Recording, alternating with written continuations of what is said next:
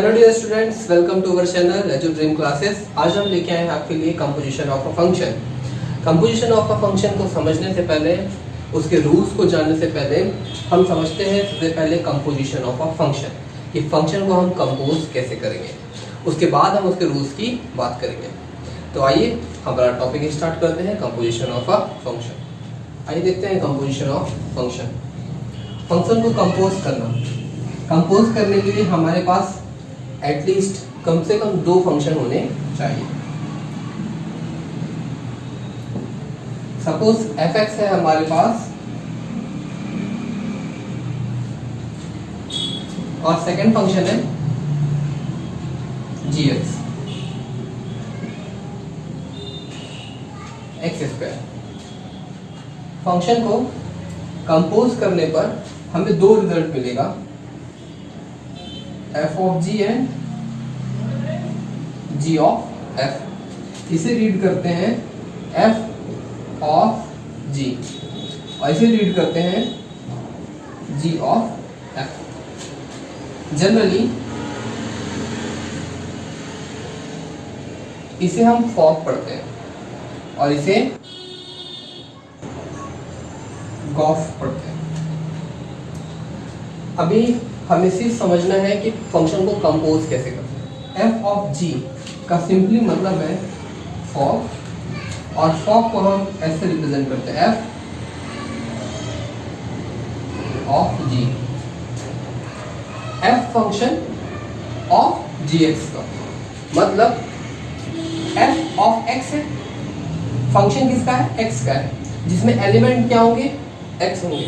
वैसे ही f of g का मतलब है फंक्शन किसका है, gx का। f फंक्शन में एलिमेंट क्या है, gx। और डिटेल समझते हैं।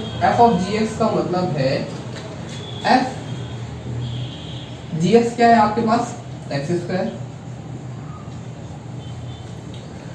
तो देखिए f फंक्शन में एलिमेंट कौन था, x था। यहाँ पर फंक्शन f का एलिमेंट कौन है, gx है।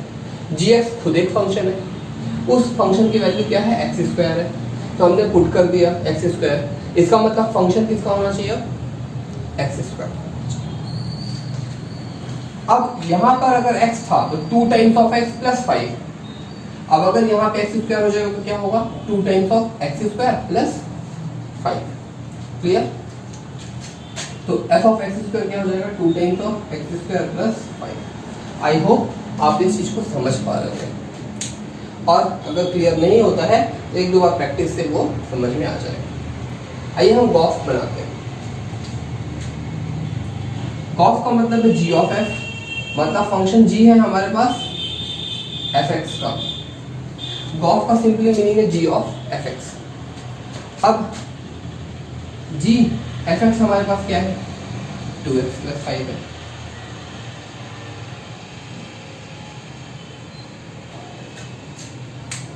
देखिए जब g में x एलिमेंट होता है तो एलिमेंट किस टाइप का होता है, उस एलिमेंट के स्क्वायर टाइप का, x² टाइप का।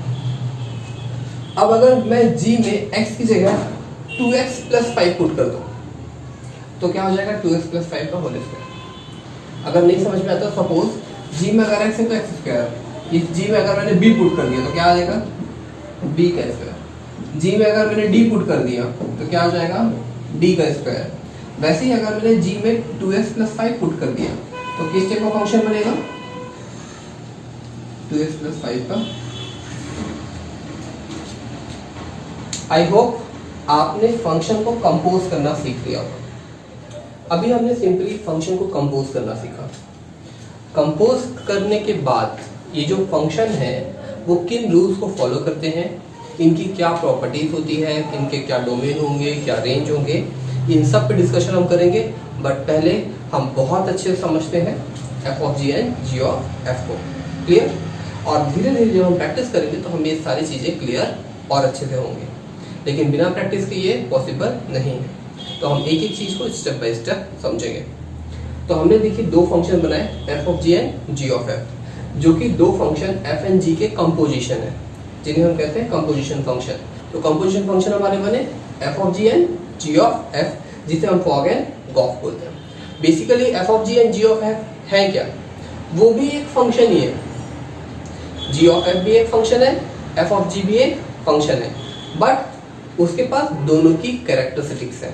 दो फंक्शन को मिला करके हमने एक नया फंक्शन बना दिया जिसे हम गॉफ या जिसे हम फॉक कहते हैं। तो आइए सबसे पहले हम समझते हैं गॉफ क्या। हमें गॉफ और फॉक को समझना है, उसके लिए मैंने यहाँ पे एक एग्जांपल लिया है, f such that 2 3 4 5, मतलब function f is defined on the set 2 3 4 and 5, ठीक है। और इसका जो रिजल्ट है हमें कहाँ मिलता है 3 4 5 एंड 9, और जो g सेट है वो हमें डिफाइन है 3 4 5 9 के, और हमें आंसर कहाँ मिलता है 7 11 एंड 15। क्लियर। f2 हमें दिया हुआ है 3, मतलब जब इस फंक्शन f में हम 2 वैल्यू पुट करते हैं तो हमें 3 मिलता है, फंक्शन में हम 3 पुट करते हैं तो हमें 4 मिलता है, फंक्शन में 4 पुट करते हैं तो 5 मिलता है, और फंक्शन में 5 पुट करते हैं तो 5 मिलता है। देखिए फंक्शन f किसी भी टाइप का फंक्शन हो सकता है, उस फंक्शन में जब हमने 2 पुट किया तो हमें डायरेक्ट आंसर मिला 3, फंक्शन में 3 पुट किया 4 मिला, 4 पुट किया 5, 5 पुट किया तो 5 मिला।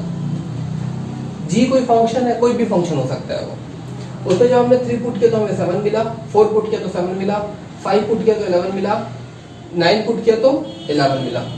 अब हमें गॉफ को डिफाइन करना है, तो गॉफ बेसिकली है g ऑफ fx। सबसे पहले हम ये देखेंगे कि यहाँ पे x कैसा पुट होगा। x हम वैसा रखेंगे जिसके लिए हमारा फंक्शन f डिफाइन होगा, जिन चीजों के लिए हमारा f डिफाइन नहीं होगा गॉफ भी उनके लिए डिफाइन नहीं होगा, क्योंकि हमारे फंक्शन उस x के लिए डिफाइन ही नहीं होगा। तो हमें x ऐसा पुट करना है जिसके लिए हमारा फंक्शन f डिफाइन है। f किसके लिए डिफाइन है हमारे पास 2 3 एंड 4 और 5 के लिए, तो हम यहाँ पर केवल 2 3 4 और 5 ही पुट कर सकेंगे, उसके अलावा कोई भी वैल्यू नहीं पुट कर पाएंगे। क्लियर। अब ये पुट करते हैं, पहले 2 पुट करते हैं, g ऑफ f, x की जगह मैंने 2 पुट किया। देखिए g f2 की वैल्यू क्या है आपके पास 3, तो यहां पे क्या आ जाएगा, और देखिए आपको क्या मिला यहाँ पे g3, मतलब g को किस वैल्यू पे फाइंड करना है 3 पर, हमें g फंक्शन पे 3 पुट करके हमें वैल्यू फाइंड करना है, मतलब g3 फाइंड करना है। g3 की वैल्यू हमारे पास क्या है 7, तो यहाँ पे g3 की वैल्यू आ गई 7। तो अगर मैं आपसे बोलूं कि g ऑफ f हमने क्या पुट किया था यहाँ पे 2, तो गॉफ 2 के लिए क्या आ रहा है 7। आइए हम 3 पुट करके देखते हैं,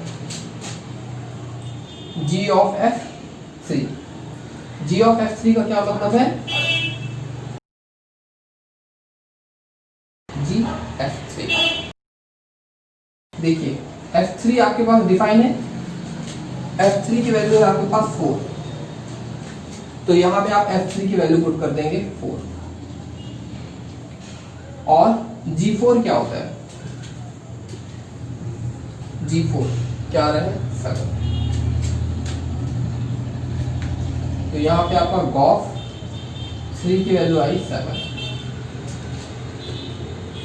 आइए हम नेक्स्ट वैल्यू पुट करते हैं, g ऑफ f4, इसका क्या मतलब है f4 की वैल्यू क्या है, f4 की वैल्यू है 5। देखिए f4 हमारे पास क्या आ रहा है 5, f4 से हमको जो रिजल्ट मिलता है हम वो यहाँ पे पुट कर रहे हैं, f4 की वैल्यू है 5, और g5 की वैल्यू क्या है देखिए 11। अब हम नेक्स्ट वैल्यू पुट करते हैं 5, तो क्या होगा ये g ऑफ f5 क्या है आपके पास 5।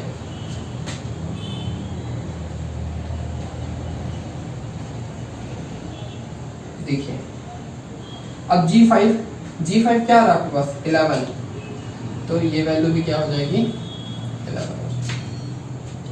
तो आपने देखा आपके पास गॉस के कुछ रिजल्ट मिले। जी ऑफ एफ 2 के लिए कितना आया 7, जी ऑफ एफ 3 के लिए कितना आया 7, जी ऑफ एफ 4 के लिए कितना आया 11 और जी ऑफ एफ 5 के लिए कितना आया 11। तो दोस्तों आपने देखा कि हमने गॉस में कुछ एलिमेंट पुट किए। वो एलिमेंट कैसे थे जिसके लिए हमारा फंक्शन एफ डिफाइन होगा। क्लियर? मतलब गॉस में हम वो एलिमेंट पुट करेंगे जिसके लिए वो कौन डिफाइन होना चाहिए, एफ डिफाइन होना चाहिए। एफ जिसके लिए डिफाइन होगा वो कौन सा हमारे लिए 2 3 4 5, 2 3 4 एंड 5। क्लियर?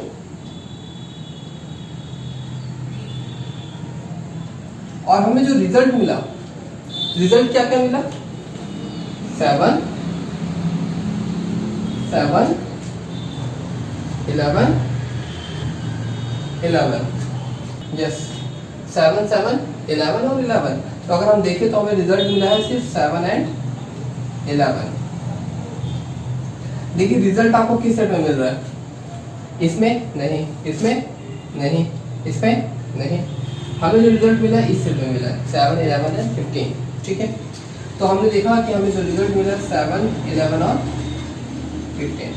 ध्यान से देखिए गॉस में हम एलिमेंट कैसा पुट करेंगे जिसके लिए एफ डिफाइन हो। मतलब एफ का डोमेन ही हमारे गॉस का डोमेन होगा। क्लियर? एफ का जो डोमेन होगा, एफ का डोमेन ही गॉस का डोमेन होगा। क्लियर? ओके। अब हम बात करते हैं गॉस के कोडोमेन की। तो कोडोमेन क्या होगा, जहां पर हमें फंक्शन जी का रिजल्ट मिलता है। देखिए आपने गॉस को सॉल्व किया, जब आप गॉस को सॉल्व करते हैं तो लास्टली क्या आता है जी फंक्शन, और ये जो आंसर है वो क्या है जी फंक्शन का रिजल्ट। तो गॉस का जो कोडोमेन होगा वो जी फंक्शन का रिजल्ट होगा। ठीक है? मतलब कि गॉस का रिजल्ट हमें उस सेट में मिलेगा जिस सेट पे हमें जी का रिजल्ट मिलने वाला है। ठीक है दोस्तों, समझिएगा कि गॉस का रिजल्ट हमें उस सेट पे मिलेगा जिस सेट पर जी का रिजल्ट मिलेगा। ठीक है? तो जी का रिजल्ट हमें किस सेट में मिलने वाला था 7 11 एंड 15। देखिए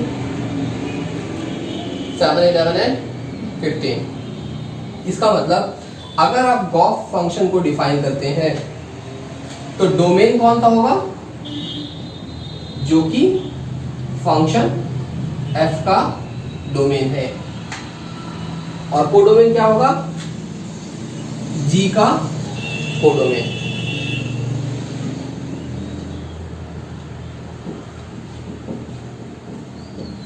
सेवन 11 एंड 15। उम्मीद है दोस्तों आपको ये डोमेन और कोडोमेन भी समझ आया होगा। इसको अभी हम और डिटेल से समझते हैं।